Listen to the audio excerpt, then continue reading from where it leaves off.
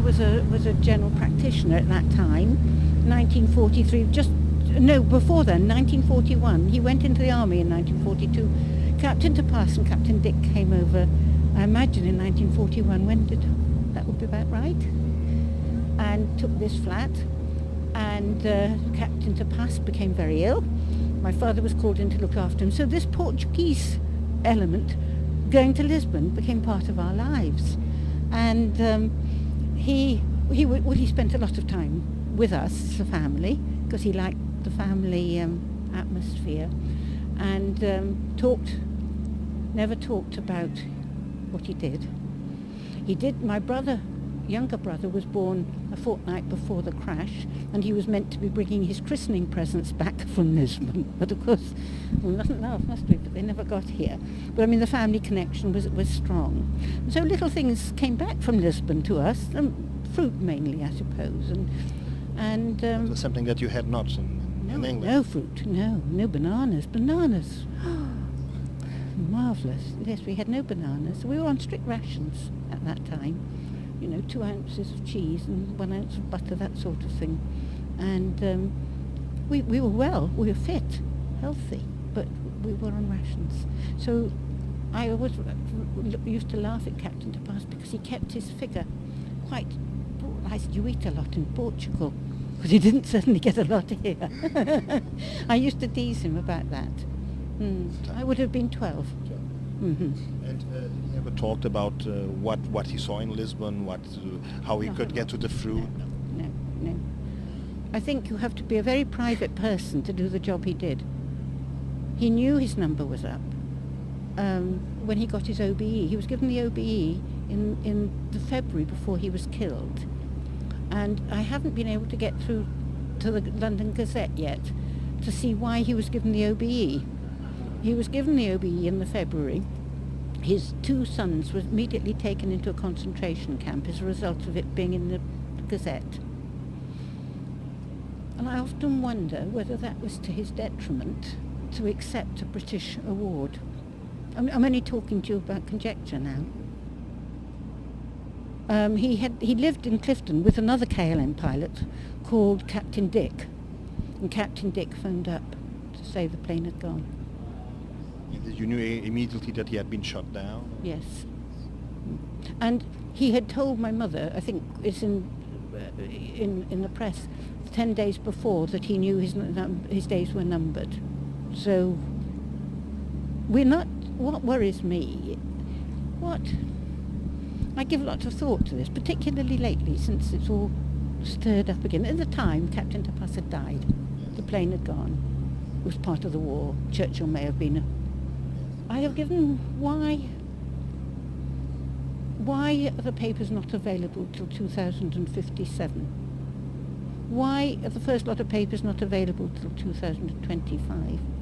Was the plane diverted so that it got shot down? Was there a counter-espionage? Why are papers secret for 3 generations? I don't know. It makes you think. And I tell you what I would like to find out, and I'm too old to sort of search much now, but I would like to find out what other papers are held secret till 2057. If we could find out what other papers were secret till, that's, 114 years after the crash. Oh, I had a brother, and at about that time I was evacuated to boarding school because my school had been bombed, and I was evacuated. But I was home quite a lot. I had a brother, and my brother who's here with me, my other brother who was a wee baby who was born a fortnight before the crash, and my father was away in the war. So he was in North Africa and Italy at that time. So we were quite a struggling little family because my father was a general practitioner with a very big practice, and he just went. He had done anaesthetics as an interest, really, 2 or 3 days a week, and as a charity. He didn't get paid for it. But in 1942, in the war, they obviously had a tremendous shortage of anaesthetists for the injured. And within a week, he was called up, left his practice, and he was in North Africa within 6 weeks. He would have been, let me think, he was born in 1904, so 38. We were left, and my mother had this huge practice. She was pregnant, and she had this huge practice that she had to find doctors to see all the patients. And I can still see the headache on her face when she used to ring up the hospital. Are there any young doctors who'd come and help me? We were left bereft, really, because he'd gone. Did you have any contact with other pilots who were also involved? Captain Dick.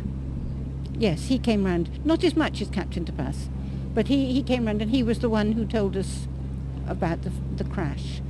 And I think he lived through the war, because he tried to help my mother find Captain Tepas's widow, but we don't know. She never did. And how can you describe me Captain Tepas? A lovely bear-like man, a warm, lovely smile, stocky, always interested in what you were doing or what was happening. That's how I remember him.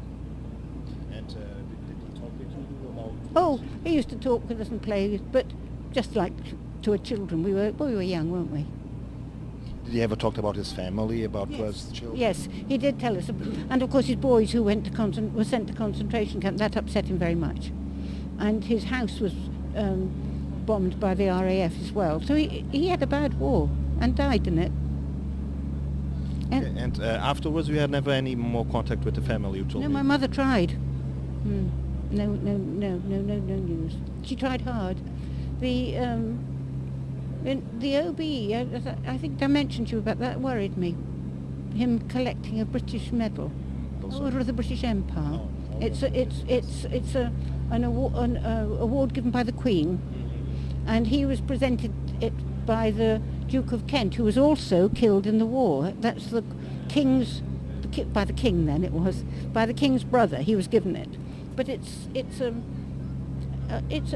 award from the royalty, and they present these awards. And I often wonder, must try and find out, perhaps you can find out why he was given it, because it immediately linked him with an English award. Do you see what I'm saying? Yes.